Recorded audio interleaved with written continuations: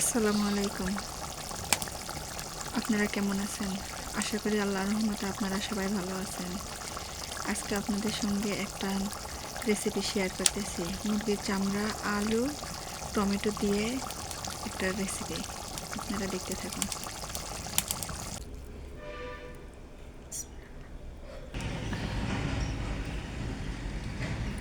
খালি করে পেঁয়াজ দিয়ে দিয়েছি, এখন তেল দিয়ে দেব। সরিষার তেল।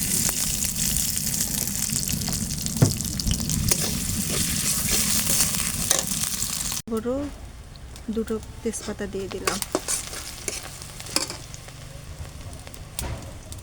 এরপরে জিরা, রসুন, কাঁচামরিচ বাটা দিয়ে দিলাম। মশলাটা সামান্য ভাজা হয়ে গেছে, কাঁচা গন্ধ আর থাকবে না মশলাটা। এখন লবণ, হলুদ, গুঁড়ামরিচ দিয়ে দেব। সামান্য করে পানি দিয়ে দেব। দারচিনি আর এলাচ ফল দিয়ে দেব। আলু, মুরগির চামড়া এবং টমেটো দিয়ে এই রেসিপিটা বানাবো। সব কিছু এখানে আমি গুছিয়ে নিয়েছি। মশলা কষানো হয়ে গেছে,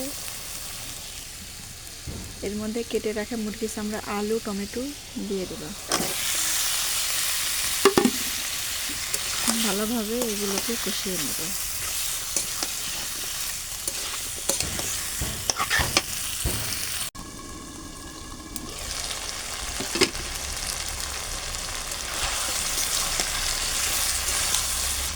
তরকারি আমি ভালো করে কষিয়ে নিচ্ছি। যত কষানো ভালো হবে, মুরগির চামড়ার থেকে একটা গন্ধ আসে, এই গন্ধটা থাকবে না।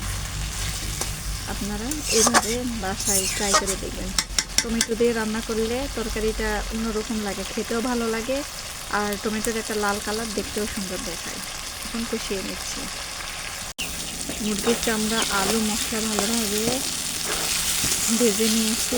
এখন সেদ্ধ করার জন্য পরিমাণ মতন পানি দিয়ে দেব।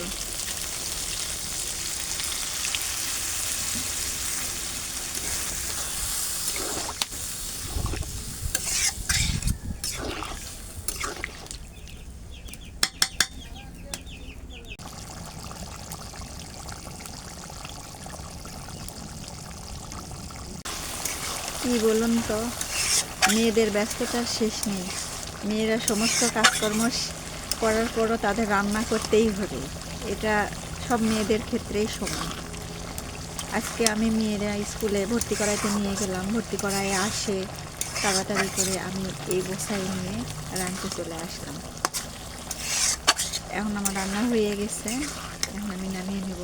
যদি আমার এই ভিডিওটা ভালো লেগে থাকে তাহলে আমার চ্যানেলটা প্লিজ প্লিজ প্লিজ সাবস্ক্রাইব করে দিবেন, আর আপনারা আমার পাশে থাকবেন আর আমার সম্পূর্ণ ভিডিওটা দেখবেন। আল্লাহ হাফেজ।